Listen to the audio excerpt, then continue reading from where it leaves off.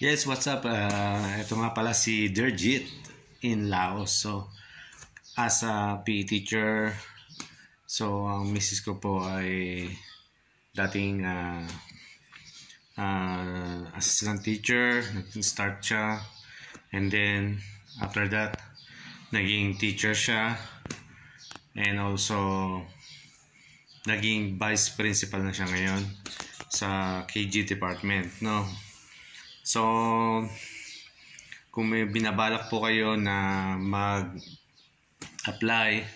as a teacher here in Laos, so basic salary po dito is like $600 to $800. So, kaya maraming lumilipad papuntang Asia or Southeast Asia ng mga guro sa atin.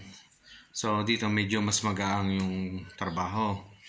Before, nung na-hire ako last 6 years, ay walang lesson plan dito sa pagtuturo dito. So magaang na magaang katuro mo, and then after that pahinga.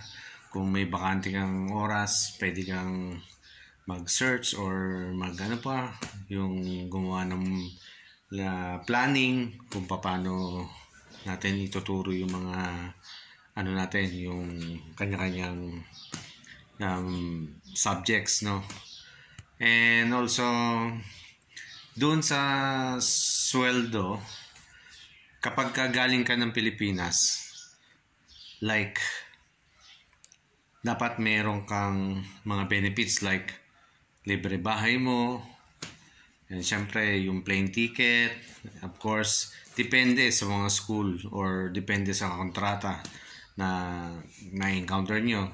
So ngayon, medyo madali na ngayon dahil meron na po tayong agency dyan sa Pilipinas. So sa mga nangangarap or gustong mag-apply dito sa Laos as a teacher or any kind of work na available here, so comment lang po kayo sa aking video na ito at isa-isahin po natin, hihimayin po natin yan. So once again, God bless at ingat po kayo lagi.